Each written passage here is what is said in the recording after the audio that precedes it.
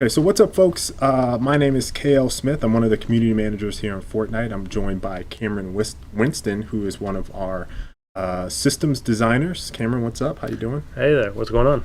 Nothing much. Today we're going to take some time to walk you guys through the Defend the Fort gameplay that we released. Cameron's going to explain all of the things that kind of happen throughout the course of that gameplay. So this is kind of like a director's cut for you guys. And hopefully it adds some clarity for you. You guys get a better sense of what Fortnite is, and you guys get to meet Cameron and me, and we get to have fun. So we're going to go ahead and start it. All right, so that first little bit, we saw a lot of exploration, and there's some treasure chests, and there's a little bit of looks like some gatherings of some resources and whatnot. Can you kind of explain some of the benefits of like exploration in Fortnite? Yeah, absolutely. I mean, so Fortnite is at its core, we call it an action building game, but it's definitely exploration is right at the heart of Fortnite. So we're putting you in these kind of environments, and there's an element of mystery, and the world is sort of unexplored, and it's got a lot of untapped potential, and that potential can come in the guise of there's treasure chests certainly, but there's lots of raw natural resources. There's metals, there's wood, there's stone that people can collect, and they need these metals to construct the buildings that they're going to use to defend themselves to achieve a victory in the game. There's also lots of cool things to find in terms of craft ingredients to allow people to put together various items, defensive things, traps, weapons, all manner of gear, special class items. So as players start to explore the game and progress down the campaign later on, they start to find cooler and bigger things and nifty surprises, which I won't spoil any of them because that's what a surprise means. Right there, we just saw looked like some type of portal thing that was activated. We call it the gate. Okay. So the gate, and in order to close the gate, you have to build an Atlas device on it. Okay. And the Atlas device is what you saw, that metallic structure that the Constructor was placing on it. And basically, once you place the Atlas device, that kind of makes the storm come in a little bit, and the storm is where all of the creatures of Fortnite come from. These creatures aren't really too pleased with the fact that you want to close the gate, and they're going to try to stop you. So it's up to you to kind of make sure you defend the gate, the Atlas device and the gate, give it enough time to actually close. And during that, they're going to be attacking you with everything they got. So you better make sure you have a really nice fort to defend, and that's where the traps come in. That's where the building comes in, and all the structures, and you're going to have a fight on your hands. Okay. Absolutely. So I think we're going to take a look at some of the building. Those forts. See how dynamic it is right now. He can just change the structure of the buildings on the fly to make the curves. You can see putting windows to make things easier to shoot. If you need a door, just bam, suddenly you got a door. I mean, I wish I could do that, like just put a door in my wall, but you got there's building codes and stuff like that. They don't have any of that in Fortnite. Right. Anything goes. Those are some traps. And you can do traps. The traps go on ceilings, they go on walls, they go on the floor, and there comes all different shapes and sizes. They got electricity traps and gas traps and spike traps, and they're obviously meant to do bad things to people when they walk into them, so it helps keep your fort a little bit safer. Right. See a little mine there. All those little mines are parts that you could explore in the world. You mentioned some of the traps. What kind of role do they play in Fortnite? Being able to use some of those traps that we saw. We saw some on the ceilings. We saw some on the walls. We saw some on the ground.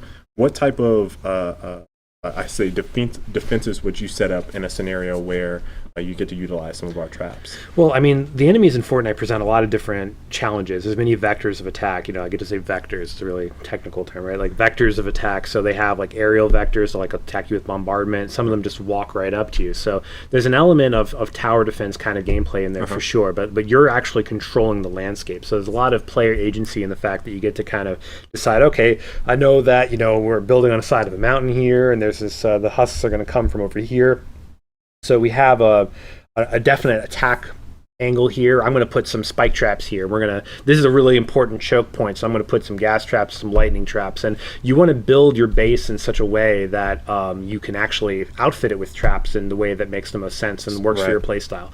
because it's also going to depend on how well you explore it, because traps are require raw materials, they require ingredients. So did you find the traps, did you find enough of the things? Well, that depends on how well you explored the map before you started building. So a lot of this is kind of going to depend on how players want to approach the problems that we give them. So I expect some players are going to just maybe they won't like traps as much, they want to just make a lot of bullets and shoot. Other players are going to be all about the traps. They're going to have this intricately laid out base that are going to present a lot of challenges for the husk to even get to the Atlas. So and then they're going to face the design or the architect designer, the AI, the AI director. Yes, there we go. Director, like in a movie. The movie of your death, starring you. That's what's going to happen. They're going to find out how brutal the director is. Yes, it's an adaptive AI that's intended to not be just a one-trick pony. So we're hoping that players will get a lot of fun and longevity out of challenging the AI director. Oh, yeah. Gonna be awesome. All right, let's continue moving. More movie. Because he's activating the Atlas here, which is starting the encounter. So players kind of decide when they're ready to go. See, now they're having a bad time because there's all these bombshells throwing their attacks at the base. That Dragon Slash. Powerful attacks from the ninja. He's our edged weapon master. All right, so we saw a lot of the ninja right there, and you mentioned he's our edged weapon master. Can you talk a little bit about the ninja and what makes him special? So when approaching class design in this game, obviously we have a lot of sort of like expected roles to fill. We wanted to make sure that when we're approaching the class design, we're not going to be creating like MMO triangle, rock paper scissors kind of gameplay completely, because we want players to be able to experience the entire game of Fortnite, while we don't want to just be like, okay, well, you're a ninja and therefore you can only use swords, or you're a commando, you can only shoot. So it was really important to us to make sure that all of our classes were able to engage in all of the aspects of Fortnite, which is building, exploring, and defending the fort in combat. So the ninja accentuates melee combat, but he's certainly not limited to it. So if you want to be like the John Woo ninja and just jump it through the air and shoot people with guns, you could totally do that. And pigeon fly across the screen. Absolutely. He's what makes him a ninja is he's highly mobile. He's good at melee combat. He's got a few like ninja-y tricks. Like we saw the Dragon Slash there. Like it's kind of like just lets him cut through enemies. He's got another mechanic called Shadow Stance, where he can go into Shadow Stance and he gets a little bit evasive. He's harder to see. He's got smoke bombs. He's got throwing stars. He's got the whole kit. But like I said, you can still play him like a ranged person if you want. The main thing about the ninja that's going to make him appealing is kind of like we're going for certain types of players. So he's more for the player that is interested in sort of active combat and using their abilities at the right time. Like he's super mobile, he's super agile as long as he picks his engagements wisely, but he's not necessarily as durable as the Commander or the Constructor is. So players who choose poorly, as they say, may find themselves in very bad situations. Okay. All right. And looks like now we're on the Commando. Yep. You see him there shooting down enemy husks from his high vantage point. All right. So there we saw the Commander. Looks like weapon specialist. Yep. Can you talk a little bit about Commando? So the Commando is a class for the player who is like, I like playing shooting games. I just want to kind of be the shooting exemplar. So she's kind of made to be more of a just a ranged weapons character. She's especially good at assault weapons, but again, like we embraced if you want to be a shotgun commando or a pistol commando, whatever. There's still gameplay in there for you. She's a little bit slower than Ninja. She's a lot tougher, and she relies on her superior guns to win the day. She's got a few abilities like incendiary rounds where she can light people on fire, and she gets a lot of extra ammo mileage out of that. She's got grenades she can throw, which can give her some area control. But mostly she's just about picking up an assault rifle and shooting things in the face, and not super complicated there. Right. Again, it's a stark contrast to the Ninja, whereas the Ninja kind of is like, needs to make sure that he's in the right place at the right time. The Commander doesn't really care about the right place at the right time as long as she's got a gun pointed at you. So she could just sort of take down whatever challenge she needs to, and just with guns, which is kind of like, that's for that player that wants to experience that. Okay, so one of the other things I want to kind of point out is that we saw both the male and the female version of Commando. Are all the characters going to have something? Yeah, we intend all of our characters to be not gender locked. So Okay. you'll be able to play the male, the females. Just I try to switch my pronouns around so everyone feels included. Right. Yeah. Yeah. Okay. Looks like we're on the Constructor. So we saw a brief bit of the Constructor there.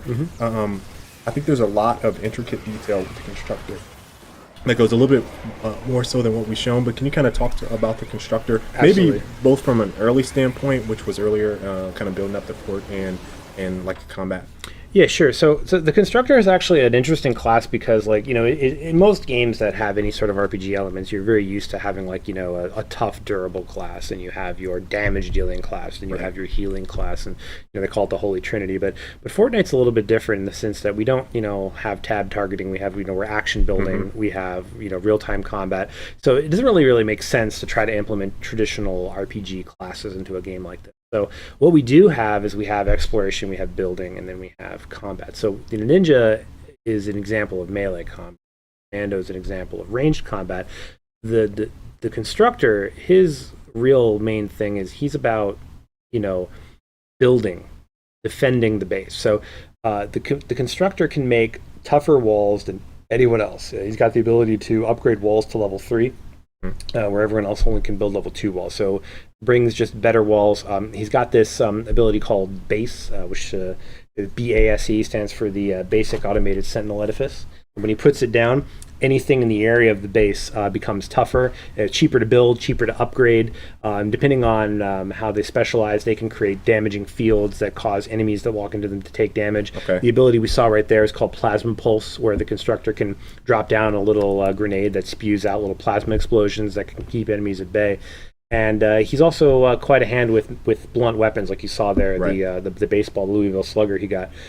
His main benefit to the team is he builds bigger bases for cheaper and faster than anyone else. And having him on your team is a huge force multiplier when it comes to constructing those bases that are harder to break into. Okay. And I think that a main advantage to having him on your team is going to be that benefit he brings to the base building and the resource utilization, which is you just get more base for less money. Okay. As a way to view it. Okay. Awesome. I think we're about to round out the gameplay. See a flinger back there. Yep, he's throwing husks at the base. And as you can see here, the parting shot, that's the storm. That's where the bad guys come from, and it's coming for you. Maybe you. Maybe who knows? I don't know who's coming for. Yep. But, in the world of Fortnite, it's a dangerous place where bad weather can really ruin your day. Yeah. So I hope you guys enjoyed this breakdown. Thanks so much, Cameron, for stopping by, taking this time to talk to us about the game. Really appreciate it. For all you guys out there, make sure to like the video, subscribe for more Fortnite stuff, and sign up for the alpha if you haven't. So, come play our game. It's fun. Yes. We promise. Yes. I promise. We'll see you guys. Bye-bye. Bye.